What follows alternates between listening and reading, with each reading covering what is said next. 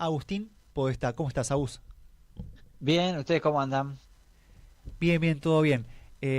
Bueno, gracias por atendernos y bueno, no podíamos dejar de hablar con vos teniendo en cuenta justamente, hace algunas semanas te preguntaba cómo has recibido la noticia de la muerte de Francisco cuando nos visitabas acá en un radio. Hoy te pregunto cómo recibiste la noticia de la Habemus Papam que declaró a Robert Prevost como sumo pontífice adoptando el nombre de León XIV. Bueno, primero con mucha alegría, con expectativa, ¿no? Y con alegría, ya que haya elegido el nombre de León, fue toda una revolución, ¿no?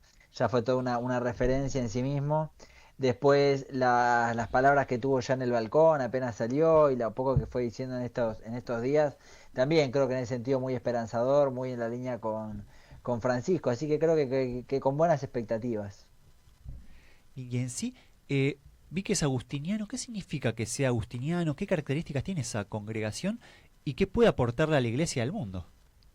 Bueno, es una congregación que propiamente no ha nacido con San Agustín, quiero decir, no es una congregación que San Agustín haya fundado, como Claro. por ejemplo Francisco y Francisco así los franciscanos, pero toma la inspiración de San Agustín, ¿no? Es una orden que nace en el siglo XIII de las órdenes mendicantes, cuando surgen los franciscanos, los dominicos, los mercedarios, y quieren tomar justamente los principios que San Agustín en el siglo IV Bien. había un poco ideado y soñado para la vida en comunidad, ¿no? Es decir, una vida de ascesis, de mística, de interioridad, ¿no? De encontrar a Dios en lo cotidiano, pero sobre todo en lo interno, ¿no? En la interioridad, pero la vivencia en comunidad es fundamental, ¿no? El carisma no se vive solo la fe, sino que se vive en comunidad.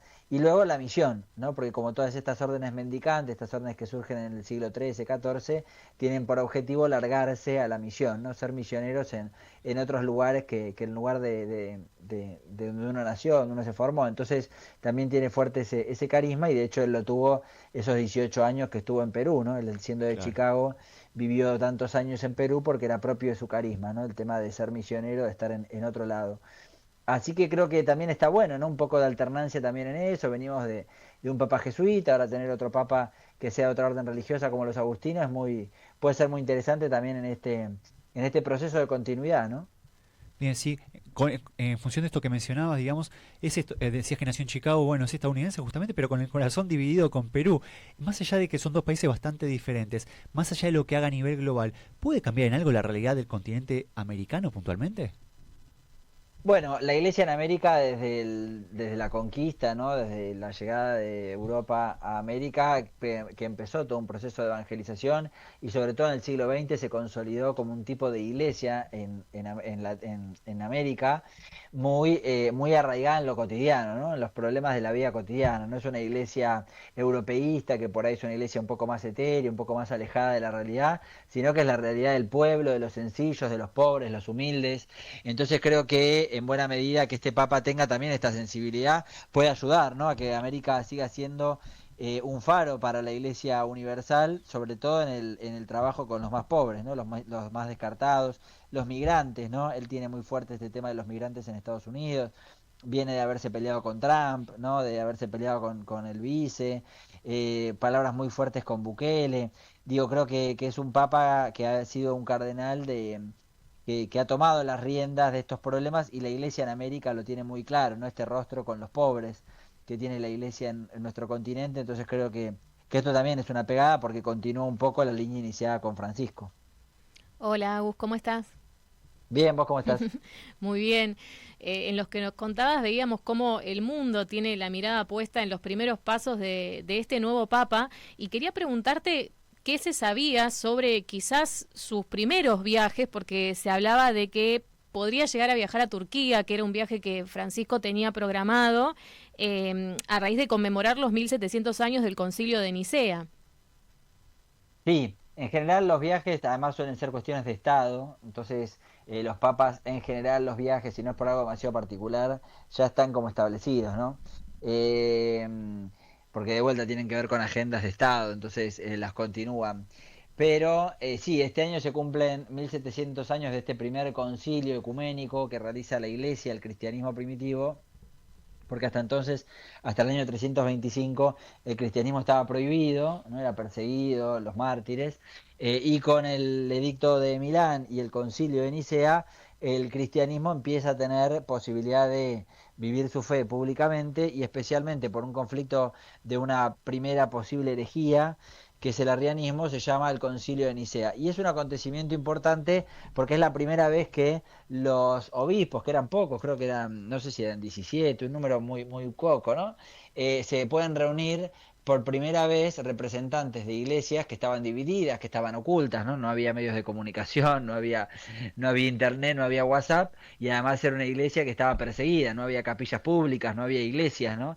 No había templos. Entonces es una iglesia que sale justamente desde el anonimato, desde la proscripción, desde la clandestinidad, y pueden por primera vez tener una reunión trascendente para la historia de la iglesia, que va a ser el Concilio de Nicea. Entonces, en buena medida, recordar aquel acontecimiento tan importante nos pone en sintonía con una iglesia que quiere otra vez ser una iglesia en salida, una iglesia que piensa su identidad, pero que sobre todo entiende que tiene que estar en la evangelización. Creo que el Concilio de Nicea ha tomado muy fuerte este carisma, y de hecho Francisco lo recordaba con el Jubileo de la Esperanza.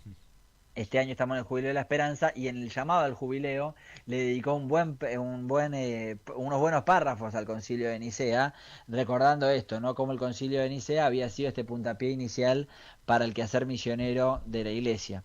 Eh, sí, es muy importante, sí. 1700 años del Concilio de Nicea y se cumplen 10 años de Laudatio Si, una de las encíclicas que marcó el papado de Francisco. ¿Qué se sabe de este nuevo papa y su relación con el cuidado del medio ambiente? Bueno, es un papa que se ha mostrado muy cercano a estos problemas, viene justamente a haber estado en un país, si se quiere, como haber nacido, en un país como Estados Unidos, que es el principal responsable de la contaminación en el mundo, y del consumismo, ¿no? Y cómo eso impacta justamente negativamente en el ambiente. Y vivir en Perú, en una diócesis que ni siquiera es central en términos Sí. de ciudad y demás, sino que es una ciudad que está muy metida, una diócesis que está muy metida en la naturaleza, en contacto con la naturaleza, de modo tal que ha vivenciado los dos polos, ¿no? Claro. El polo extractivista, el polo consumista, destructivo, y el polo que tiene que justamente brindar sus recursos naturales para la subsistencia, lo que se llama la deuda ecológica, ¿no? Los países más ricos que se apropian justamente, extraen de los países más pobres, ¿no? Como nos está sucediendo ahora en nuestro país, con políticas extractivistas, ¿no? Que le permiten a las superpotencias venir y saquear nuestros recursos naturales. Entonces creo que, bueno, él lo ha dicho más de una vez, ¿no? Que el cuidado de la casa común va a ser uno de los pilares fundamentales que él va a continuar. Y sí, evidentemente, ahora el 24 de mayo se cumplen 10 años de Laudato Si, así que es importante tomar conciencia sobre el cuidado del ambiente, sí. Agus, te cuento que la semana pasada estaba en Sala de Profes ahí en la UCA y no me acuerdo si están viendo A24 o La Nación Más, que apareció tu figura ahí en la tele. El fin de semana, creo, si mal no recuerdo, te vi en TN. Y sé que estás justamente recorriendo muchas señales informativas, especialmente de cable. Y contanos a lo mejor si la gente, además de seguirte en las redes sociales, si te puede ver en algún canal para hablar un poquito. En este caso, el plato fuerte es el Papa, pero para seguir justamente aprendiendo de vos sobre la religión. Bueno, la novedad ya está pasando, así que ya la explosión fue cuando murió Francisco, ahí me llamaron un montón, y después cuando salió la fumata blanca, sí, fue impresionante. Desfilé por todos los canales, sí. Creo que eso, que en buena medida lo que había que hacer era seguir manteniendo vivo el legado de Francisco. De hecho, me preguntaban por el cónclave y yo contestaba con la reforma de Francisco, me preguntaban por Prevost y yo contestaba con Francisco.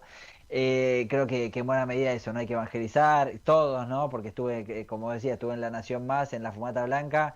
A los 20 minutos estaba hablando con 7K en la radio, y al mediodía, cuando salió Prevost por primera vez al balcón, estaba en Futurock. Así que quiero Wow. decir, hemos estado con todos. Sí, Al otro día en C5N, quiero decir, hemos estado con sí, sí, todos sí. porque verdaderamente hay que llegar a todos.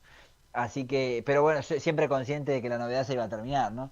Así que, nunca en la fama, digamos, porque sabía perfectamente que esto se termina en breve. Así que lo tomé como un espacio de misión y evangelización, ¿no? Mañana me invitaron para estar en el último, si se quiere, capítulo de todo este rally, que es la asunción de Prevost como obispo de Roma, en la misa mañana. Así que mañana desde las 5 de la mañana, literal, 5 de la mañana, voy a estar en La Nación Más. eh, y ya está, y con esto creo que terminamos, que ya pasa de moda, bien, después hay elecciones, ya está, ya, Claro. ya a nadie más le importa hasta el próximo cónclave. Así que, pero bueno, creo que fue una linda experiencia igual para contar un poco sobre Francisco, que es verdad que mucha gente lo descubrió cuando murió, pero lejos de parecerme malo, me parece que es algo bueno, Sí. porque tampoco iba a vivir toda la vida Francisco, y porque Francisco siempre fue consciente de que su reforma él no la iba a ver, ¿no? De que los importantes procesos de reforma que él dejó establecido en la iglesia se van a continuar en las próximas décadas, ¿no? Entonces, qué bueno que hoy estemos hablando de esta reforma para que sea verdaderamente impulsada en las próximas generaciones.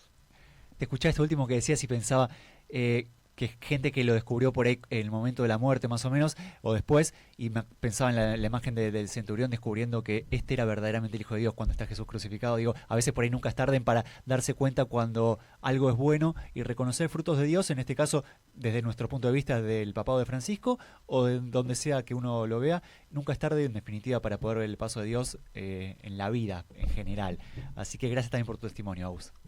Hermosa imagen la del centurión, te la voy a tomar. Te la voy te la Gracias. voy a tomar prestada, te aviso. Te la presto Para totalmente. cuando surja este tema, me encantó. Te la voy a tomar prestada para esto. Un honor.